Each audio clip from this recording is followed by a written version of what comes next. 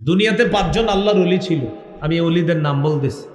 একজনের নাম অদ্দুন, আরেকজনের নাম সুয়াউন, আরেকজনের নাম ইয়াগুস, আরেকজনের নাম ইয়াউব, আরেকজনের নাম নাসরুন। এই পাঁচ আল্লাহর ওলি দুনিয়াতে ছিল, কিন্তু এই পাঁচটা নাম এখনো কোরআনে আছে। বাকি কোরআনে এই পাঁচ নাম এখন আল্লাহর ওলির নামে না, এখন এই পাঁচটা নাম মূর্তি। বলেন এই পাঁচ নাম এখন কিসের? আসলে এই পাঁচ নাম ছিল কাদের? পরবর্তীতে নামগুলো কার হয়ে গেছে? হ্যাঁ, খুব ভালোভাবে বুঝবেন। এই পাঁচটা নাম এখন হলো মূর্তি হিসাবে পাঁচটা নাম প্রসিদ্ধ। আসলে পাঁচ নাম ছিল কাদের? পাঁচজন আল্লাহর ওলি। ওয়াদ্দুন নামক ব্যক্তি খুব আল্লাহর ওলি ছিলেন। এই পাঁচ আল্লাহর ওলি যখন দুনিয়াতে ছিলেন, ভক্তবৃন্দ যারা আছে তারা তাদেরকে খুব অনুসরণ করত, আল্লাহর ইবাদত করত, বন্দেগী করত। খুব ভালোভাবে শুনেন, শোনার পরে আপনাদের খুলে যাবে অনেক বিষয়। এই পাঁচ আল্লাহর ওলি মারা গেছে। মারা যাওয়ার পর ভক্তরা এখন আগের মতো ইবাদত করে মজা পায় না। ইবলিস মানুষের রূপ ধরে তাদের কাছে আসছে।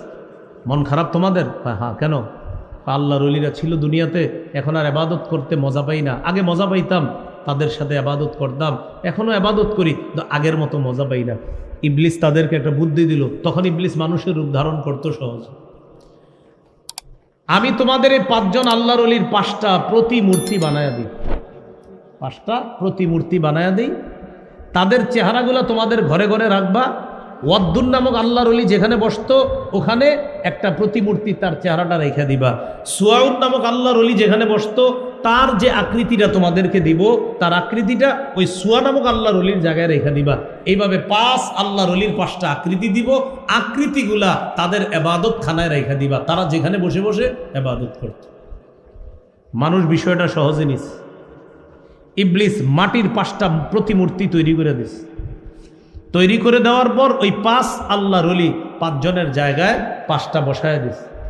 এখন এই মানুষগুলো আল্লাহর ইবাদত করে, কিন্তু এদেরকে দেখে তাদের ভালো লাগে, এদের ইবাদত করে না। কিন্তু ওই পাঁচজন মূর্তি যে আকৃতি তাদের ইবাদত করে না। বলেন ইবাদত করে কার?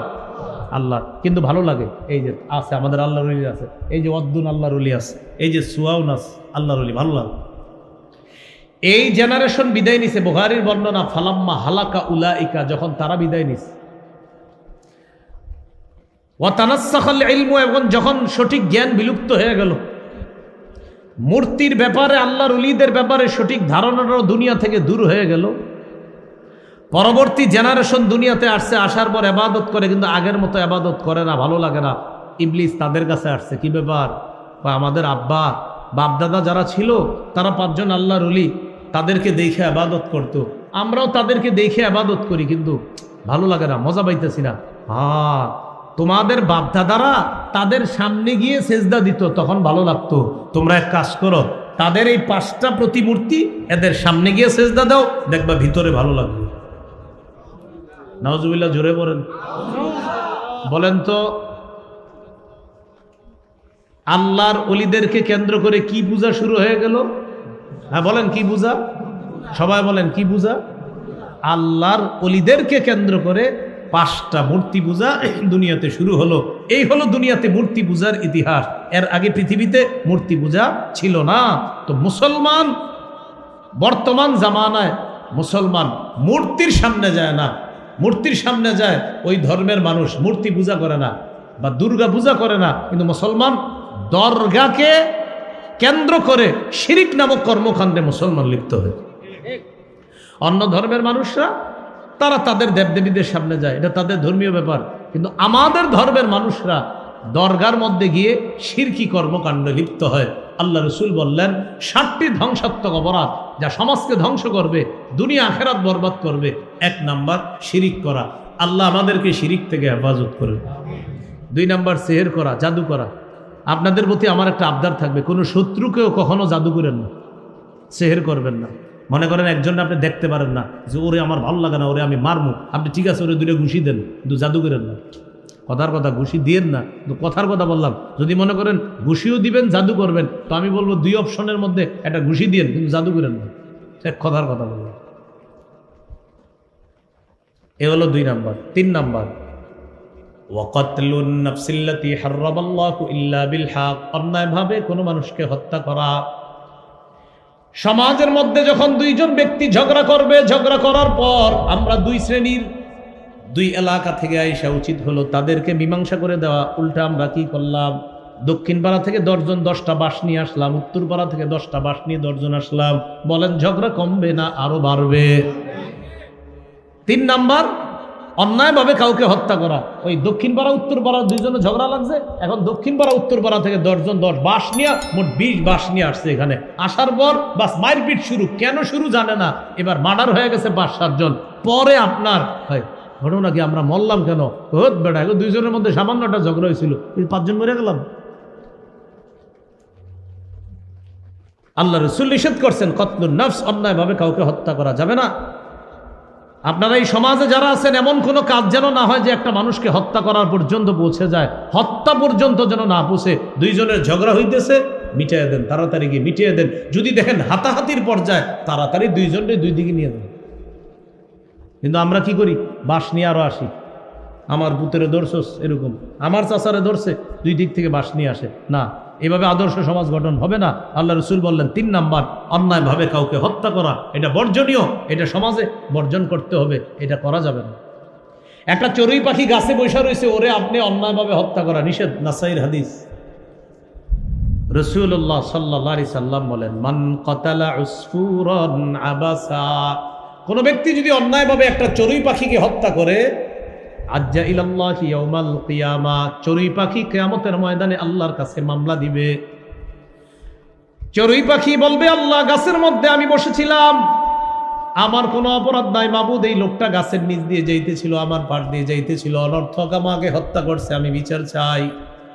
ওয়ালাম ইয়াকতুলনি লিমান ফাআ, মাবুদ, লোকটা যদি আমাকে জবাই করে খেয়ে ফেলতো, আমার কোনো আফসোস ছিল না, কারণ আমি তার জন্য ছিলাম হালাল। বিসমিল্লাহ বলে জবাই করে খাইলে আমার কোনো আফসোস ছিল না। আল্লাহ, আমার কোনো দোষ নাই, আমি বসেছিলাম, অনর্থক আমাকে হত্যা করছে, আল্লাহ আমি বিচার চাই। চড়ুই পাখি মানুষের বিরুদ্ধে আল্লাহর কাছে বিচার দিবে। নাসাই শরীফের বিশুদ্ধ হাদিস। পাখি যদি মানুষ না ছাড়ে, তাহলে মানুষ মানুষে ছাড়বে? ইয়াজিউল মাকতুলু বিল কাতিল, নিহত ব্যক্তি হত্যাকারী হাত ধরে আল্লাহর কাছে নিয়ে যাবে। আল্লাহ, এই লোক আমারে হত্যা করছে, রক্ত পড়তে থাকবে, আমি বিচার চাই, আমার কি অপরাধ ছিল, এই লোকের বিচার চাই। তাহলে আমার সাথে একটু সবাই বলেন, বলেন হত্যা নামক অপরাধের চিন্তাও মাথায় আনা থেকে আল্লাহর কাছে পানা চাই। তাহলে আমরা ঝগড়াঝাটি হইতে পারে, মানবিমান, কিন্তু হত্যা এই জাতীয় না। একজনের উপরে আঘাত, তার অঙ্গহানি করা, তার পা হানি করা, এইগুলোতে আমরা যাব না। যে 2 জনের ঝগড়া হইতে পারে, কিন্তু সেটা যেন তার কানে আঘাত, চোখে আঘাত, তার শরীরে আঘাত, এবং আমি তার একটা হাত শেষ করে দিলাম, একটা আঙ্গুল কেটে ফেললাম, এই পর্যন্ত যেন না যায়। এটা আল্লাহ রাসূল নিষেধ করছেন যে এগুলা হওয়া যাবে না। পাথর স্থাপন করবে, বলেন কি স্থাপন করবে? পাথর। রাসূল সাল্লাল্লাহু আলাইহি সাল্লামের বয়স 35 বছর, নবুয়ত প্রকাশের 5 বছর আগের ঘটনা। কাবা ঘর পুনর্নির্মাণ করছে কাফেররা, কি টাকা দিয়ে? হালাল টাকা দিয়ে। তারা একসাথে হয়েছে, হওয়ার পরে বলল, আমরা আল্লাহর ঘরটা আবার বানাবো, তবে হালাল টাকা, হারাম টাকা লাগাবো না ঘরের মধ্যে। এখন হালাল টাকায় আপনার ঘর পুরাটা হয় না, হালাল টাকায় ছোট্ট একটা ঘর হয়েছে।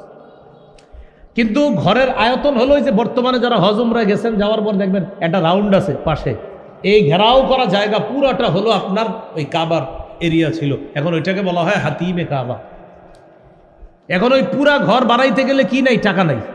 হালাল টাকা দিয়ে অত বড় ওটা বানানো যাবে না। এখন হালাল টাকা দিয়ে বর্তমানে যে কাবাটা আমরা দেখি, এতটুকু হয়েছে হালাল টাকায়, তো বাকিটা আর হালাল টাকা ছিল না, করতে পারেনি। তো যাই হোক, কাবাঘর নির্মাণ হয়ে গেছে। নির্মাণ করার পর এবার পাথর স্থাপন করবে কে? কাবা। এখন পাথরটা হলো একটা মর্যাদাপূর্ণ পাথর। হাদিসের মধ্যে আসছে, এই পাথরের জবান থাকবে কিয়ামতের ময়দানে, যে চুমা দিছে তার পক্ষে পাথর আল্লাহর কাছে সাক্ষী দিবে যে আমারে চুমা দিছে, আল্লাহ আপনি তাকে মাফ করে দেবেন।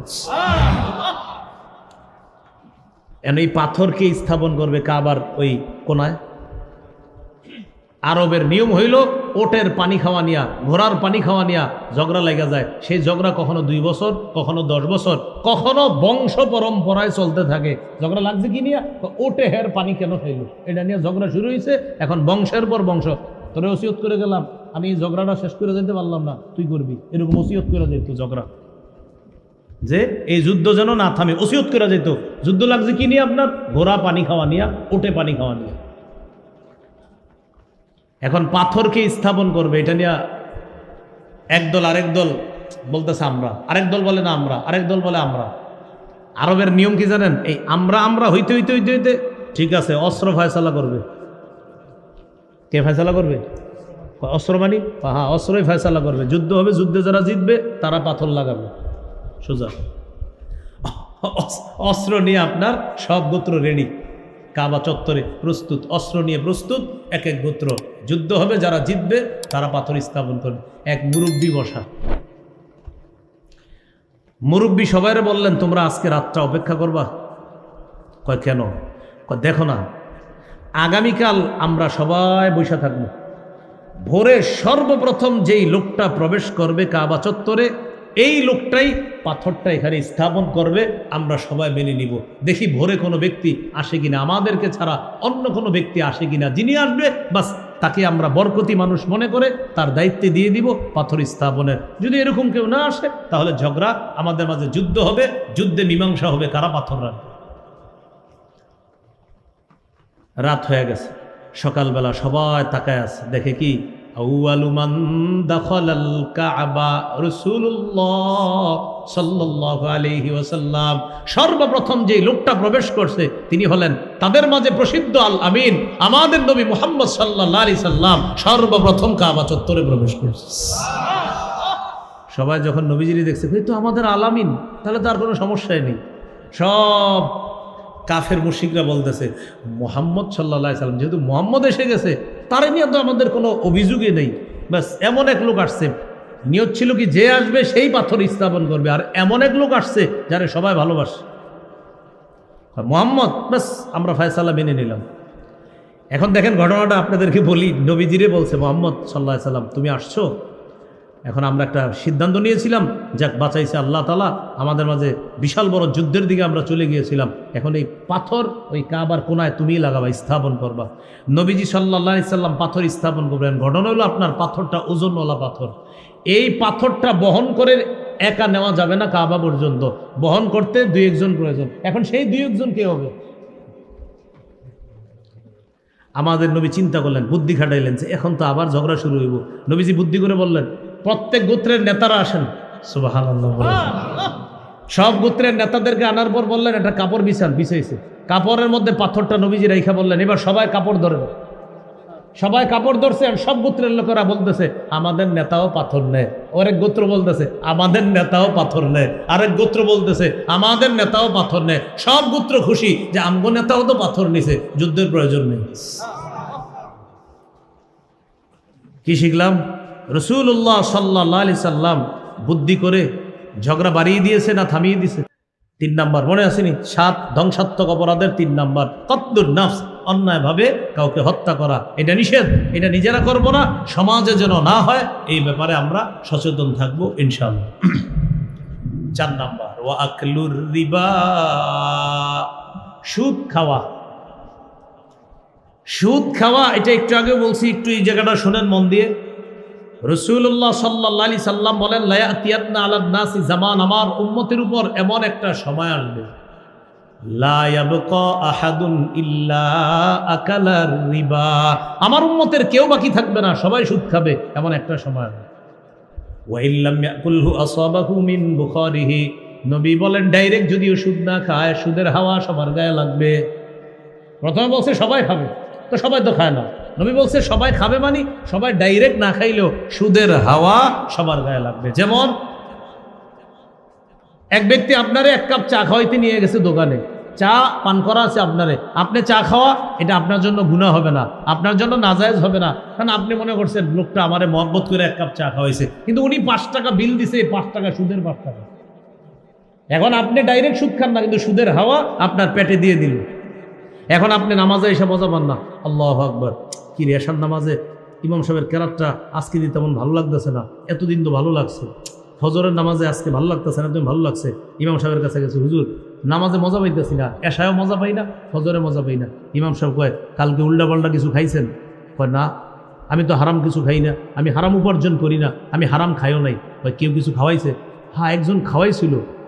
খোঁজ নিয়ে দেখেন যেটা খাওয়াইছে ওখানে কোনো হারামের ছোঁয়া আপনার পেটে আসছে কিনা।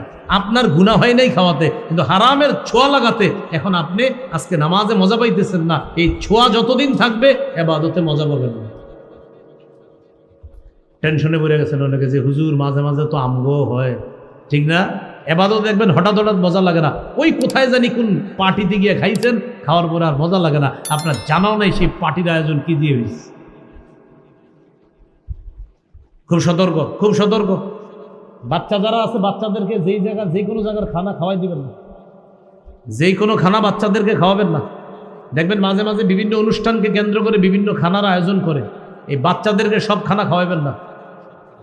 আমাদের উস্তাদরা একদিন খালি বলছিল যে এই জাতীয় খানা, উল্টাপাল্টা খানা, যেখানে সেখানের খানা গ্রহণ না করা। বিশ্বাস করেন এরপর থেকে আমি নাবালেগ থেকে কোন জায়গার আপনার এখানে সেখানে বিভিন্ন খাবার দেয়, এই খাবার বাস দূরে থাকা, বিরত থাকতেছে বলছে, বাস এটাই সুন্দর কথা। তো আমি বলতেছি বিভিন্ন জায়গায় দেখবেন বিভিন্ন উপলক্ষে খানা দেয়। আমি বলছি না যে আপনার জন্য এটা না যায়, আমি বলছি দূরে রাখেন, ভালো হবে ইনশাল্লাহ, ভালো হবে। বিশেষ করে মৃত ব্যক্তি ইত্যাদির খাবার এগুলো আপনারা অসহায় ব্যক্তিদেরকে খাওয়াই দেন, এতিম অসহায় মিসকিনদেরকে বেশি খাওয়াই দেন। মৃত ব্যক্তিদের খাদ্যটা আপনারা যারা পয়সাওয়ালা আছেন আপনারা না খাওয়াই ভালো। ওই অসহায় এতিম যারা আছে, যেটা ইসালে সওয়াব বলি আমরা, এটা তাদেরকে খাওয়াই দেওয়ার চেষ্টা করা। দিল মরে যায়, অন্তর মরে যায়, এবাদতে মজা পাওয়া যায় না। কারণ সব হক আপনি খাইতে যান কেন? এতিম মিসকিনেরটাও আপনি পেটে ঢুকাইতে যান কেন? আমি বলছি না আপনার জন্য নাজায়েজ হয়ে যাচ্ছে, বলছিলাম সব জায়েজে আপনি পেটে ঢুকাইতে হবে, বিষয়টা এমন না। কারণ কোন ছোঁয়া আপনার পেটে আসবে আপনি তো জানেন না। আল্লাহ আমাদেরকে হেফাজত করেন। তাহলে 4 নাম্বার আকলুর রিবা, সুদ খাওয়া। এক ঘরে 4 ভাই, 3 ভাই ভালো আছে, 1 ভাই সুদ খায়।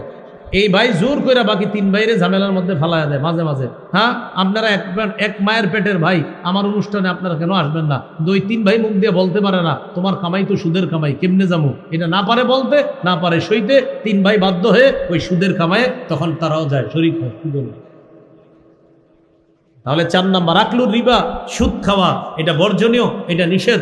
আল্লাহ আমাদের এই সমাজটা সুদমুক্ত সমাজ গঠন করার তৌফিক দান করে। আশা করি আপনাদের সমাজে সুদখোর নাই। সুদের কারবার আছে আপনাদের এলাকায়? আপনারা যদি সবাই চুপ হয়ে গেলেন, হ্যাঁ? আলোচ্য বিষয় দিচ্ছে আদর্শ সমাজ গঠন। তো জিজ্ঞাসা করলাম এই সমাজে সুদ আছে? সবাই চুপ। এই সমাজে কি সুদ আছে?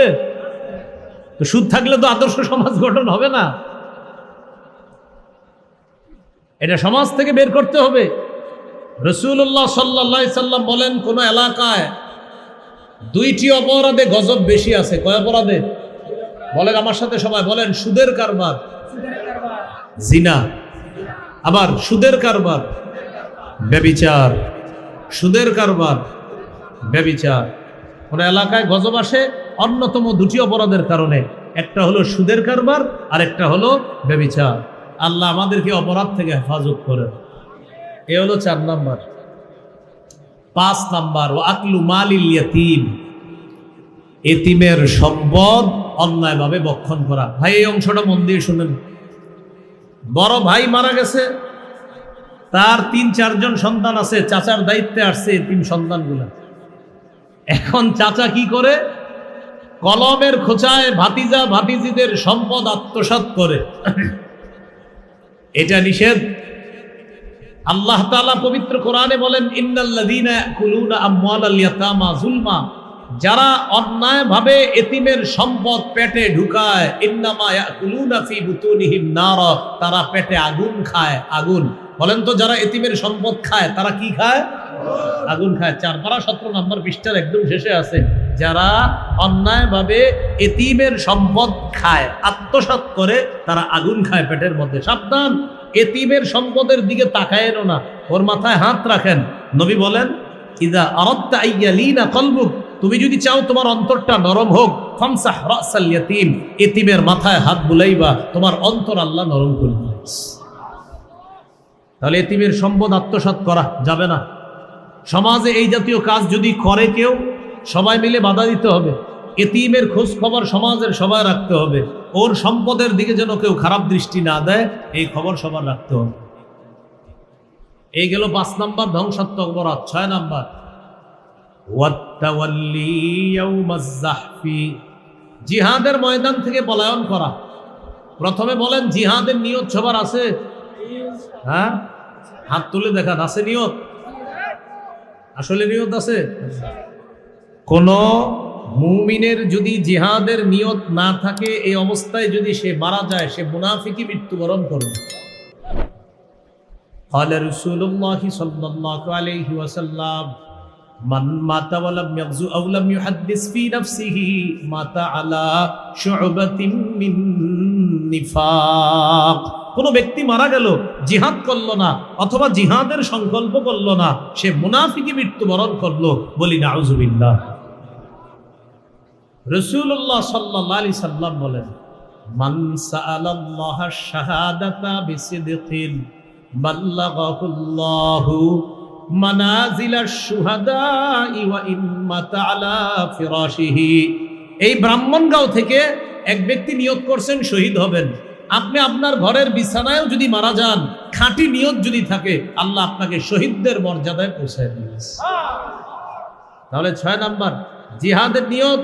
এই মুসলিম সমাজের প্রত্যেকটা মানুষের মনে থাকতে হবে জিহাদের নিয়ত। বুড়া দুরা ছোট বড় যা আছে সবার নিয়ত থাকতে হবে জিহাদ। আমাদের সমাজে এখন জিহাদের কথাও বলে না, আবার জিহাদের কথা বললে অনেকে মনে ইন্না লিল্লাহ, হুজুর এটা কি আলোচনা শুরু করছে, এরকম যেন না হয়। মুসলমানের অধপতনের একটা আলোচনা আছে আমার, 17টা কারণে মুসলমানের বর্তমান অধপতন। এর মধ্যে একটা কারণ ছিল মুসলমান জিহাদ ছেড়ে দেওয়া। এটা মুসলমানের 17টি অধপতন আমি বের করেছি খুঁজে। এর মধ্যে একটা হলো জিহাদ ছেড়ে দেওয়া। মুসলমানদের অধপতনের অন্যতম কারণ জিহাদ ছেড়ে দেওয়া। জিহাদ ছেড়ে দিয়েছে মুসলমান, এটা তাদের অধপতনের কারণ। আল্লাহ আমাদেরকে হেফাজত করেন। 7 নাম্বার ওয়াকযফুল মুহসানাতিল মুমিনাতিল গাফিলাত, সতী সাদী মুমিন নারীকে মিথ্যা অপবাদ দেওয়া। এটা একটু বুঝেন। ব্রাহ্মণগাঁও একটা ভালো মেয়ে, আসলে মেয়েটা ভালো, এই মেয়েটার বিয়ে ঠিক হয়েছে। বিয়ে ঠিক হওয়ার পর এই এলাকার কেউ একজন ছেলে পক্ষের বাবারে ফোন দিয়েছে, ফোন দিয়ে বলতেছে আপনার ছেলের সাথে কি ব্রাহ্মণগাঁও পুকুরের পশ্চিম পাড়ের অমুকের মেয়ের সাথে বিয়ের কথা? হ্যাঁ, আগামী শুক্রবারে বিয়ে। বিয়ে তো আগামী শুক্রবারে, কথার কথা। তাহলে বিয়ে ঠিক করে ফেলছেন? হ্যাঁ। কিছু বলে নাই? কি বলবে? সবকিছু যাই না শুনে আগাইছেন? কি যাই না শুনে? মেয়ের পক্ষ কিছু বলে নাই? ভাই কি বলার? তার মানে সবকিছু বলছে, তারপরে তো আগাইছেন। আচ্ছা রাখি, আসসালামু আলাইকুম। কিলো এই যে আপনি কথাটা বললেন, নবীজি বলছেন এটা ধ্বংসাত্মক সমাজের জন্য। কসফুল মুহসানাতিল মুমিনাতিল গাফিলাত, একটা সতী সাদী মুমিন নারীর উপর তুমি কেন মিথ্যা অপবাদ দিলেন? নিষেধ। এটা দুনিয়া ধ্বংস হবে, আখিরাতও ধ্বংস করবেন আপনি। আল্লাহ আমাদেরকে হেফাজত করেন। এই গেল আপনার বর্জনীয়। তাহলে আসেন আদর্শ সমাজ গঠনে মৌলিক 2টি কাজে গুরুত্ব দেওয়া।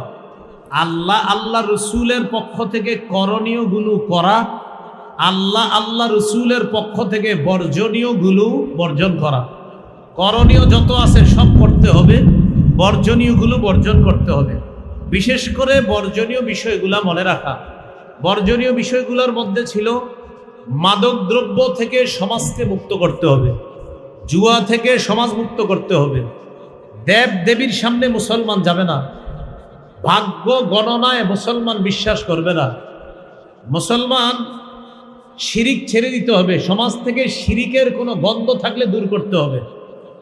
মুসলমান একজন আরেকজনকে জাদু করবে না, জাদুর মাধ্যমে একটা ঘর, একটা পরিবার, একটা সমাজকে নষ্ট করে দেওয়ার জন্য জাদুর প্রভাব যথেষ্ট।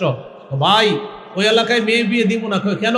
ওই এলাকার মানুষগুলা কুফুর শিরিক বেশি করে, এরকম বলে। এটা এটা এটা দূর করতে হবে সমাজ থেকে। এরা কুফরি করে বেশি, শিরিক করে বেশি, এগুলা করা যাবে না। আর আমি আপনাদেরকে মোহাম্মতের সাথে বলছিলাম, শত্রুকেও জাদু করবেন না, শত্রুকেও কখনো জাদু কর। প্রয়োজনে আপনি ওর সাথে রাগ করছেন, ওর একটা থাপ্পড়ও যদি দেন কথার কথা, জাদু করেন না, কখনো জাদু করেন না। 3 নাম্বার ছিল এই হাদিসে হত্যা করা অন্যায়ভাবে। আমরা কোনো পাখি অন্যায়ভাবে হত্যা করব না, সুদ খাওয়া। আর একটা হলো এতিমের সম্পদ অন্যায়ভাবে আত্মসাৎ করা, এগুলো বর্জনীয়। জিহাদের ময়দান থেকে পলায়ন করা, এগুলো বর্জনীয়। আরেকটা হলো সতী সাদী মুমিন নারীর উপর মিথ্যা অপবাদ দেওয়া, এগুলো বর্জনীয়। আল্লাহ আমাদেরকে কথাগুলা বুঝে শুনে আমল করার তৌফিক দান করেন। সূরা আনআমের 151 নম্বর আয়াতে কি বলে আল্লাহ দেখেন, ওয়াযারু যাহিরাল ইসমি ওয়া বাতিনা, তোমরা গুনাহ ছেড়ে দাও, প্রকাশ্য গুনাহ, গোপন গুনাহ। ওয়াযারু, তোমরা ছেড়ে দাও, যাহিরাল ইসমি ওয়া বাতিনা, তোমরা প্রকাশ্য পাপ ছেড়ে দাও, গোপন পাপ ছেড়ে দাও। বলেন তো পাপ ছেড়ে দেওয়ার আদেশ করেছেন কে? আপনারা আজকে এই প্যান্ডেলের নিচে যে মানুষগুলো আছেন, এই মানুষগুলো এই মুহূর্তে ওয়াজ শুনে নিয়ত করতে হবে যে আমি যেই পাপের মধ্যে বর্তমানে জড়িয়ে আছি, যেহেতু আমার আল্লাহ বলছে পাপ ছেড়ে দিতে, আমি এই পাপগুলা ছেড়ে দিব ইনশাআল্লাহ। এটা হলো আল্লাহর আদেশ পালন করা। এটা কি বলেন তো? করণীয়। বলেন কি? আল্লাহ বলছে কি পাপ ছাড়তে হবে, তো এখন আমার এই আল্লাহর আদেশ পালন করতে হবে। এবার আপনাদের সামনে গুরুত্বপূর্ণ অংশটা বলি, আরেকটা হলো বর্জনীয়, যেটা করা যাবে না। সূরা আনআমের 151 নম্বর আয়াতে আল্লাহ বলেন, ওয়ালা তাকরাবুল ফাওয়াহিশা মা যাহারা মিনহা ওয়া মা বাতান, তোমরা প্রকাশ্য অশ্লীলতার কাছে যেও না, গোপন অশ্লীলতার কাছে যেও না। অশ্লীলতা কাকে বলে? সূরা বনী ইসরাঈলের 32 নম্বর আয়াতে আল্লাহ বলেন, ওয়ালা তাকরাবুজ জিনা ইন্নাহু কানা ফাহিশা, তোমরা জিনার কাছে যেও না। জিনা হলো অশ্লীলতা। আওয়াজ হচ্ছে কেন? ফ্যানের কারণে? তো ফ্যান সরাই দেন, মাইকে ডিস্টার্ব হলে ফ্যান লাগবে না। ওয়ালা তাকরাবুজ জিনা, আল্লাহ বলেন তোমরা জিনার কাছেও যেও না। ইন্নাহু কানা ফাহিশা, জিনা অশ্লীল কাজ, এটা মন্দ কাজ। 18 নম্বর পারা 11 নম্বর পৃষ্ঠাে আল্লাহ তাআলা বলেন, ইন্নাল্লাযীনা ইউহিব্বুনা আন তাশিআল ফাহিশাতু ফিল্লাযীনা আমানু লাহুম আযাবুন আলীম, নিশ্চয়ই যারা মুমিনদের মাঝে অশ্লীলতা ছড়িয়ে দিতে চায় তাদের জন্য রয়েছে যন্ত্রণাদায়ক শাস্তি। কি ছড়িয়ে দিতে চায়? অশ্লীলতা। বলেন সবাই কি? অশ্লীলতা। অশ্লীলতা ছড়ানোর ব্যাখ্যা কি হতে পারে? আপনারা 4 জন মোবাইল চালান, একজনে আরেকজনের মোবাইলে কিছু অশ্লীল পাঠাইলেন, এটা অশ্লীল ছড়াইয়া দিলেন। আপনি আপনার বন্ধুকে বললেন নতুন একটা বিষয় আসছে মোবাইলে, তোর মোবাইলে পাঠাবো, আপনি 10 জনের মোবাইলে এটা পাঠিয়ে দিলেন, আপনি অশ্লীলতা ছড়িয়ে দিলেন। আল্লাহ বলে যারা ইমানদারদের মাঝে অশ্লীলতা ছড়িয়ে দেয় তাদের জন্য রয়েছে যন্ত্রণাদায়ক শাস্তি। সমাজের 10টা মানুষ, আমরা সমাজের অংশ, একজন 9 জনের মোবাইলে অশ্লীলতা ছড়িয়ে দিল, সে একটা আদর্শ সমাজ গঠনে বড় বাধা। এই মানুষটাকে সবাই মিলেমিশে ঠিক করার, সংশোধন করার চেষ্টা করতে হবে। এটা আল্লাহ বললেন, ওয়ালা তাকরাবুজ জিনা, তোমরা জিনার কাছেও যেও না। ইন্নাহু কানা ফাহিশা, জিনা এটা অশ্লীল কাজ, এটা খারাপ কাজ। এখন জিনা কাকে বলে দেখেন, সহিহ বুখারীর বর্ণনা 6612 নম্বর হাদিস, 6697 নম্বর হাদিস, এই 2 হাদিসের মধ্যে আছে, ক্বালা রাসূলুল্লাহ সাল্লাল্লাহু আলাইহি ওয়াসাল্লাম, ইন্নাল্লাহা কাতাবা আলা ইবনি আদম হাজ্জাহু মিনাজ জিনা আদরাকা যালিকা লা মাহালা, আল্লাহ তাআলা আদম সন্তানকে জিনার পরীক্ষা দ্বারা পরীক্ষা করবেন। ফাজিনাল আইনি আন-নাজরু, চোখের জিনা হলো দেখা, বলেন চোখের জিনা কি? চোখের জিনা হলো দেখা, যাকে সরাসরি দেখা চোখের জিনা, তাকে মোবাইলে দেখা চোখের জিনা। যাকে সরাসরি দেখা হারাম, তাকে মোবাইলে দেখা হারাম। যাকে রাস্তাঘাটে দেখা হারাম, তাকে নাটক সিনেমায় দেখা হারাম। যাকে সরাসরি দেখলে চোখের জিনা হয়, তাকে নাটক সিনেমা মোবাইলে টেলিভিশনে দেখলে চোখের জিনা হয়। এখন আপনারাই বলেন কয়টা ঘর বাকি আছে এটা থেকে? নাটক সিনেমা দেখে না এমন ঘর আছে? আছে না, এখনো আছে এমন ঘর যে ঘরের মানুষ অনেক সচেতন, কিন্তু খুব মুশকিল। আপনি ধার্মিক মানুষ ঘরের মধ্যে, কিন্তু আপনার ছেলে আপনার মেয়ে ওরা আড়ালে অশ্লীল দেখতেছে, যেটা আপনি জানেন না। আপনিও ধার্মিক, আপনার স্ত্রী ধার্মিক, কিন্তু ওরা আড়ালে আবডালে গুনাহ করতেছে, যেটা আপনি জানেন না। অনেক ভালো ভালো মানুষ যারা নামাজ পড়ে রোজা রাখে সব ঠিক আছে, কিন্তু তিনি ভয়ঙ্কর অশ্লীল বিষয় দেখে, নজর হেফাজত করতে পারে না।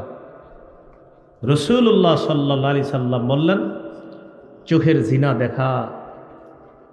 এই জন্য আল্লাহ পবিত্র কোরআনের মধ্যে বলেন কুল্লিল মুমিনিনা ইয়াগুদ্দু মিন আবসারিহিম ওয়া ইয়াহফাজু ফুরুজাহুম। নবী মুমিন পুরুষদেরকে আপনি বলেন তারা যেন নজর হেফাজত করে আর লজ্জাস্থান হেফাজত করে, নজর যেন নিচে রাখে, লজ্জাস্থান হেফাজত করে। দেখেন এখানে আল্লাহ বলছে নজরের গুনাহ, লজ্জাস্থানের গুনাহ। গুনাহ বড় কোনটা? লজ্জাস্থানের। বলেন বড় গুনাহ কোনটা? আগে বলছে কোনটা? নজরের কথা। নজরের গুনাহ লজ্জাস্থানের গুনাহ থেকে ছোট, কিন্তু আল্লাহ প্রথমে বলছে নজরের গুনাহ, পরে বলছে লজ্জাস্থানের গুনার কথা। কেন আল্লাহ নজর হেফাজতের কথা প্রথম বলছে? লজ্জাস্থানের গুনার ভূমিকা হলো নজরের গুনাহ। লজ্জাস্থানের গুনার ভূমিকা নজর।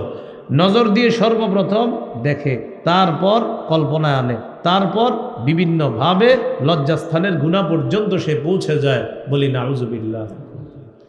এই জন্য আল্লাহ পবিত্র কোরআনে বললেন নবী আপনি মুমিন পুরুষদেরকে বলে দেন তারা যেন তাদের নজর নিচে রাখে, লজ্জাস্থান হেফাজত করে। আল্লাহ আমাদের সকলকে কুদৃষ্টি থেকে হেফাজত করেন। ক্বালা রাসূলুল্লাহ সাল্লাল্লাহু আলাইহি ওয়াসাল্লাম, নবীজি বলেন বুদ্দু আবসারাকুম, তোমরা তোমাদের নজর হেফাজত করো। নজর হেফাজত করো, হাত অন্য মানুষকে কষ্ট দেওয়া থেকে হেফাজত করো।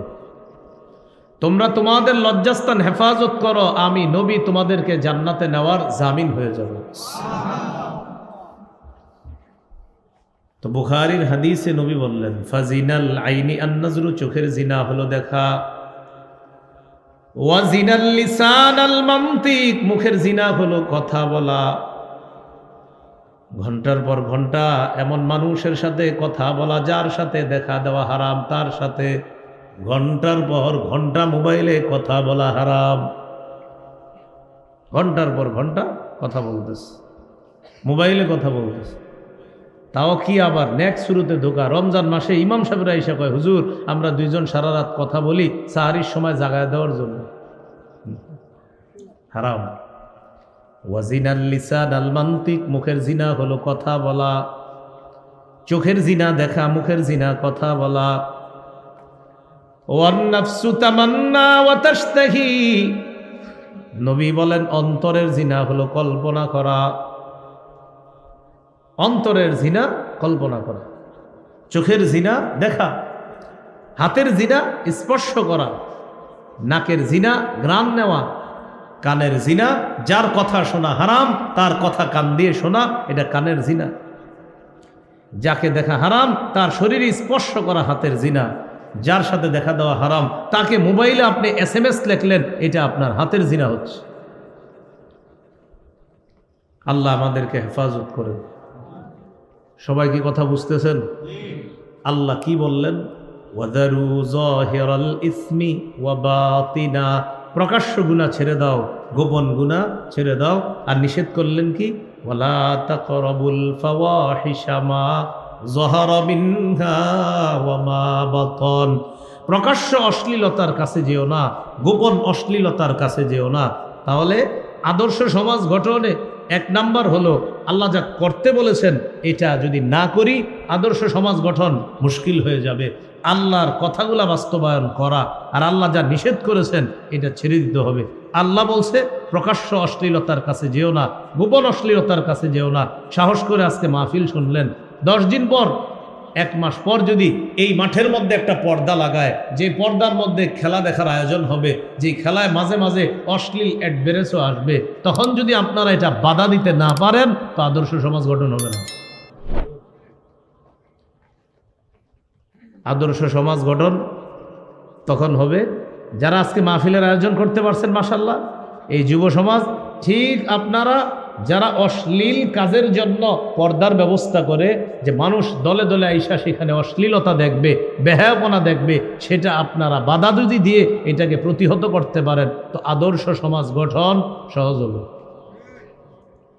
আল্লাহ আমাদেরকে বুঝার তৌফিক দান করেন। এবার বর্জনীয় আরো কিছু দেখি কি আছে। সূরা আলী ইমরান 131 নম্বর আয়াত। এই আয়াতে আল্লাহ একটা নিষেধ করছে একটা বিষয়, আমি কি বলবো সেটা?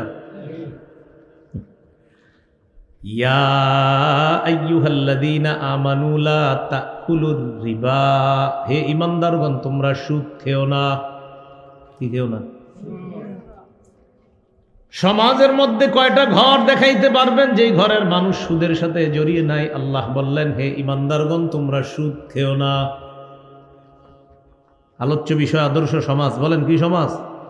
বলেন সবাই জোরে। এখন আদর্শ সমাজের 90% লোক সুদ খায়। কথার কথা, যদি সুদ খায় আর মনে করেন ওয়াজ শুনলেন তো আদর্শ সমাজ গঠন হবে না, সুদ ছেড়ে দিতে হবে। আল্লাহ বলছে সুদ খাওয়া যাবে না, তাহলে সুদ খায়ও না, এটা আল্লাহ নিষেধ করছে। এবার বর্জনীয় আরো কিছু বলি। সূরা মাইদা 90-91 নম্বর আয়াতে আল্লাহ বলেন ইয়া আইয়ুহাল্লাযীনা আমানু ইন্নামাল খামরু ওয়াল মাইসিরু ওয়াল আনসাবু ওয়াল আজলামু রিজসুম মিন আমালিশ শাইতান ফাজতানিবুহু লাআল্লাকুম তুফলিহুন। আল্লাহ বলেন হে ঈমানদারগণ। বলেন কারে ডাক দিছে? সবাই সবাই হে, আরো জোরে হে। বলেন কারা ঈমানদার? বলেন আমরা। তাহলে আমাদেরকে ডাক দিয়ে আল্লাহ এই আয়াতে 4টা বর্জনীয় পাপের কথা বলতেছে। ইন্নামাল খামরু মদ, ওয়াল মাইসিরু জুয়া, ওয়াল আনসাব দেব দেবী, আজলাম ভাগ্য নির্ণয়ক স্বর, রিজসুম মিন আমালিশ শাইতান এগুলো নাপাক, শয়তানের কাজ। ফাজতানিবুহু তোমরা বিরত থাকো। আয়াতে আল্লাহ তাআলা 4টি বর্জনীয় পাপের কথা বললেন। 1 নম্বর বললেন ইন্নামাল খামরু মদ। মদ দ্বারা উদ্দেশ্য মাদক দ্রব্য। সমাজের মধ্যে যেই মাদক দ্রব্য ছড়িয়ে আছে, ইয়াবা, বাবা, গাঁজা, হিরোইন, ফেন্সিডিল, আফিম, কানাডা ড্রাই, মাস্তুত, শ্যাম্পেন, ডাইল ইত্যাদি, ভ্যান গাড়ির চিপা চুপা, চা দোকানের পিছনে ইত্যাদি যা আছে এই সব নিষেধ। এগুলো কি? হ্যাঁ বলেন না সবাই। না আপনারা কি মনে করছেন একটা ওয়াজে আদর্শ সমাজ গঠন হয়ে যাবে? এ তো গঠনের রূপরেখা বলতেছি। বলেন মদ কি নিষেধ? বলেন কি এটা? এটা কি বাংলাদেশি নিষেধ না আমাদের সমাজেও নিষেধ? তাহলে আমাদের সমাজে মদ কি? এই মদ দ্বারা উদ্দেশ্য বলেন মাদক দ্রব্য কি নিষেধ? এখন মাদক দ্রব্যে কি আমাদের এই আদর্শ সমাজের যুবকরা জড়িয়ে আসেনি? নিষেধ। এখন এই সচেতন যুবকদের কাজ হবে মাদক দ্রব্যের সাথে যে যুবকরা জড়িয়ে আছে ওদেরকে ফিরাতে হবে, তাহলে আদর্শ সমাজ গঠন হবে। মাহফিল দিয়ে আদর্শ সমাজ গঠন সম্ভব না। মাহফিলে শুধু হুজুর বলে যাবে, কিন্তু আদর্শ সমাজ গঠনে এলাকার এই মুরব্বী যারা আছে, যুবক যারা আছে, প্রত্যেকে কাজ করতে হবে, একদম প্রতিদিন কাজ করতে হবে। তাহলে মদ এটা নাপাক। মদ দ্বারা উদ্দেশ্য মাদক দ্রব্য, ইয়াবা, বাবা, গাঁজা, হিরোইন, ফেন্সিডিল সব নিষিদ্ধ। এখন গাঁজা তো প্রায় সমাজে আছে। আর বাবার নাম শুনছেন নি আপনারা? শুনছেন। ইয়াবা, তো এগুলা সমাজে থাকা যাবে না, এগুলা দূর করতে হবে, এগুলা নিষেধ, এগুলা বর্জনীয়। আয়াতে 2 নাম্বার ওয়াল মাইসির জুয়া। এখন আপনাদের মাথায় এসে গেছে হুজুর জুয়া আমরা কেউ খেলি না, এবার দেখেন খেলেন কিনা জুয়া। চা দোকানের সামনে অনেকে দাঁড়ায় রয়েছে, হঠাৎ এক যুবক আরেক যুবরে বলতেছে এই ওভারে 10 রানের বেশি হতে পারে, যদি না হয় এত, হইলে এত। জুয়া আসেনি, ব্যাস জুয়া নিষেধ। এটা আপনি বাধা দিতে হবে, এটা নিষেধ। জুয়া খেলতেছে, টান টান মুহূর্তে, উত্তেজনা মুহূর্তে, বাস এবার বলে এই ওভারে 4 হবে বা 6 হবে, এত টাকা বাজি, বাস জুয়া খেলতেছে। জুয়ারিরা জুয়া খেলতে খেলতে জমি ঘর বাড়ি যা আছে সব বিক্রি করে ফেলে। এটা জুয়া নিষেধ, জুয়া নিষেধ।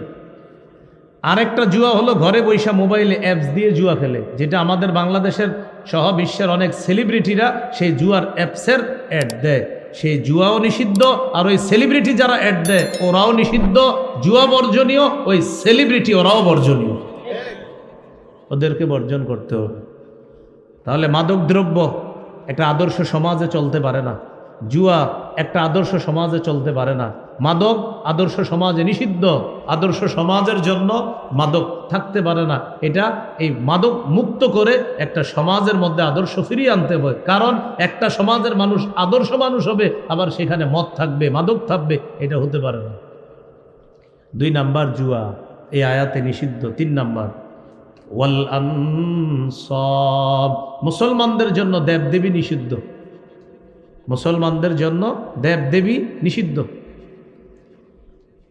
4 নাম্বার ওয়াল আজলামু রিজসুম মিন আমালিশ শাইতান, ভাগ্য নির্ণয়ক স্বর এগুলা নিষিদ্ধ।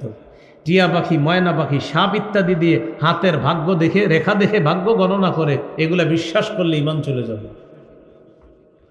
قال رسول الله صلى الله عليه وسلم من أتى عرافا أو كاهنا فصدقه بما يقول فقد كفر بما أنزل على محمد صلى الله عليه وسلم।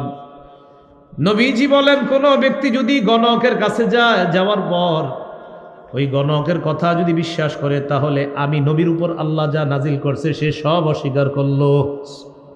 হ্যাঁ, হাদিস আবার বুঝেন। নবী বলেন, আমার কোনো উম্মত গণকের কাছে গেছে, যাওয়ার পর গণক যা বলছে, জ্যোতিষী যা বলছে সে সব বিশ্বাস করছে। নবী বলেন এই ব্যক্তিটা আমি নবীর উপর আল্লাহ যা নাজিল করছে সব সে অস্বীকার করছে। নাউজুবিল্লাহ। হাতের রেখা দেখে ভাগ্য গণনা করে। আপনারা যারা দেশগ্রামে কাজ করেন, আপনাদের হাতে এমনি একটু দাগ বেশি পড়ে। এখন গণক আপনার জ্যোতিষী আপনার হাত দেখে বলে এত দাগ থাকার তো কথা না, তো স্বাভাবিকভাবে খেটে খাওয়া মানুষ, গাছ টাছ কাটে যারা, এদের হাতে প্রচুর দাগ হয়। আপনার হাতে এত দাগ কেন?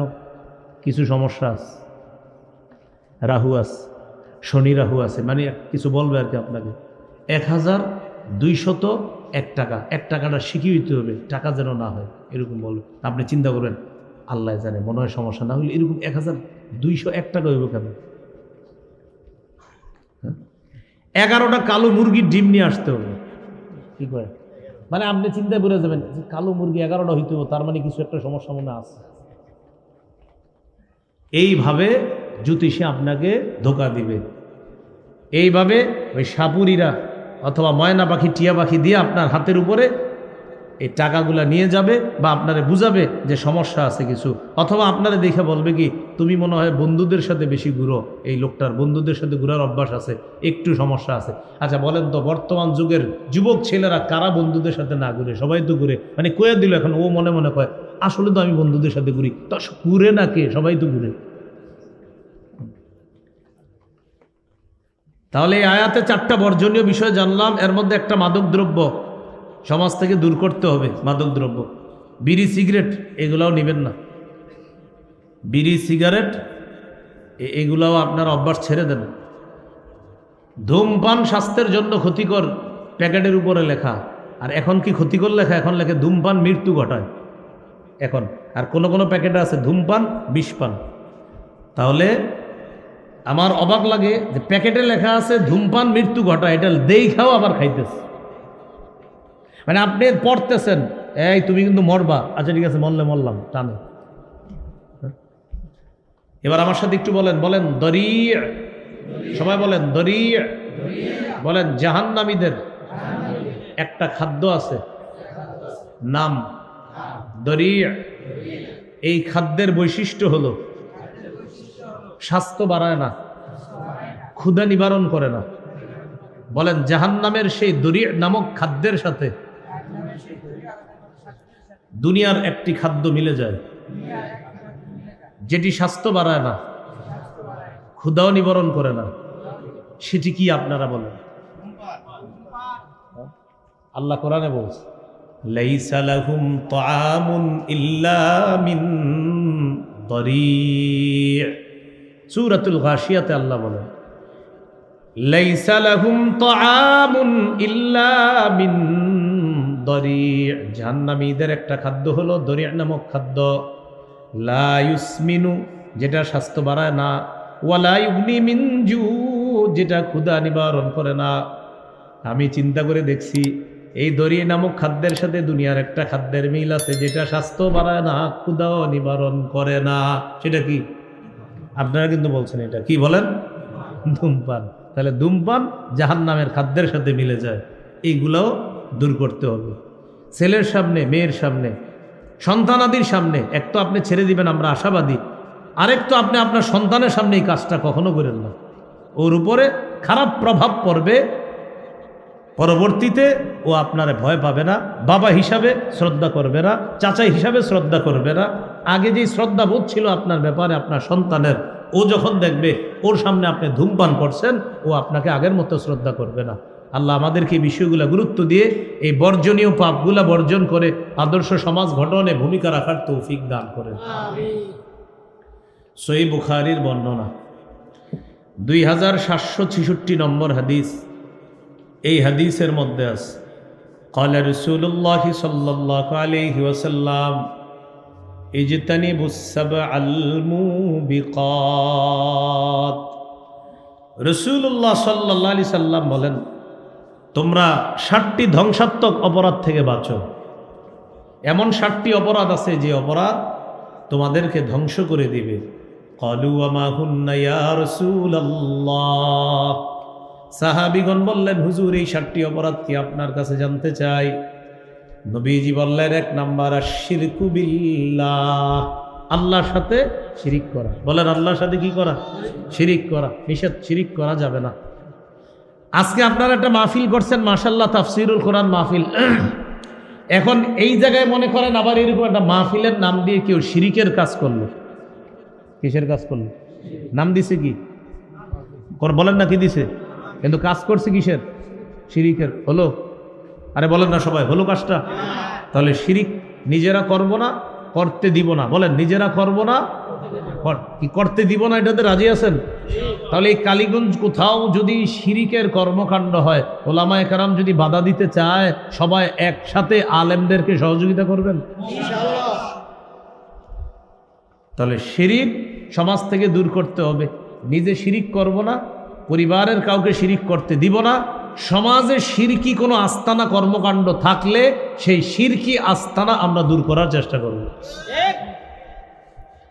সূরা নিসার 48 নম্বর আয়াতে আল্লাহ বলেন, ইন্নাল্লাহা লা ইয়াগফিরু আন ইউশরাকা বিহি, নিশ্চয় আল্লাহ তাআলা তার সাথে শিরিকের অপরাধ আল্লাহ ক্ষমা করেন না।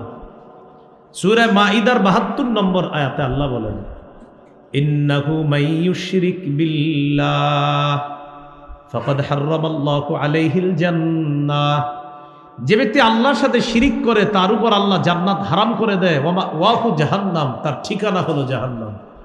ওয়া মাওয়াহুন নার, তার ঠিকানা আগুন জাহান্নাম। সূরা জুমারের 65 নম্বর আয়াতে আল্লাহ বলেন, ওয়ালাকাদ উহিয়া ইলাইকা ওয়া ইলাল্লাযীনা মিন ক্বাবলিক লাইন আশরাকতা লায়াহবাতান্না আমালুকা।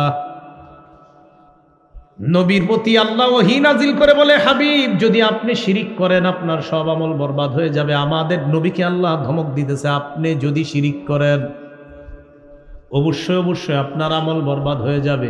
আমাদের নবী কখনো শিরিক করবে না, করতে পারেন না। আমাদের নবীকে ধমক দিয়ে আসলে আল্লাহ আমাদেরকে বুঝাইতেছে, সাবধান, তোমরা কখনো শিরিক করবা না, শিরিক করলে সব আমল বরবাদ হয়ে যাবে। নবী বললেন ধ্বংসাত্মক অপরাধ 7টি, এর মধ্যে 1 নম্বর হলো শিরিক করা। শিরিক করলে এই দুনিয়া ধ্বংস, আখিরাত ধ্বংস, সমাজ ধ্বংস হয়ে যাবে। একটা শিরিকের আস্তানা হাজারো মানুষকে ঈমান থেকে দূরে নেওয়ার জন্য যথেষ্ট। হাজারো মানুষ একটা শিরিকের আস্তানা। কিন্তু সমস্যা হলো আমাদের বাংলাদেশে শিরিকের আস্তানা নিয়ে কিছু বললে, মানে শিরিকের বিরুদ্ধে বললে একদল বেদাতি রাস্তায় নেমে যায়, কয় তারা আল্লাহর ওলির বিরুদ্ধে। কার বিরুদ্ধে? আচ্ছা বলেন তো, শিরিকের বিরুদ্ধে আর আল্লাহর ওলির বিরুদ্ধে একই লোক? আমরা কি আল্লাহর ওলিদের বিরুদ্ধে না শিরিকের বিরুদ্ধে? শাহজালাল রহমতুল্লাহর বিরোধিতা কোনো আলেম করছে বাংলাদেশে? কিন্তু শাহজালাল রহমতুল্লাহর কবরকে কেন্দ্র করে শিরিক করলে শিরিকের বিরুদ্ধে আগেও ছিলাম, এখনো আছি, মরণ পর্যন্ত শিরিকের বিরুদ্ধে আমাদের অবস্থা। শিরিক করা যাবে না। এই যে কথাটা আপনারা মাশাআল্লাহ খুব সুন্দর বুঝলেন। তাহলে আমরা আল্লাহর ওলিদের বিরুদ্ধে না, আমরা শিরিকের বিরুদ্ধে। আমরা কোনো আল্লাহর ওলির কবরকে কেন্দ্র করে কেউ যদি শিরিক করে, আমরা ওই শিরক দূর করে আল্লাহর ওলির কবরকে হেফাজত করব, যেন এই কবরে কেউ শিরিক না করে। তাহলে বলেন, আমরা কি কবর দূর করলাম না শিরিক দূর করলাম? তাহলে আল্লাহর ওলির কবরের কোনো সমস্যা করলাম নাকি আল্লাহর ওলির কবরকে শিরিক থেকে হেফাজত করলাম? যেই শিরিকের বিরুদ্ধে আলেমরা বলে, একদল বেদাতি রাস্তায় নেমে যায়, কয় হুজুররা আল্লাহর ওলিদের বিরুদ্ধে। আল্লাহ হেফাজত করেন আমাদেরকে।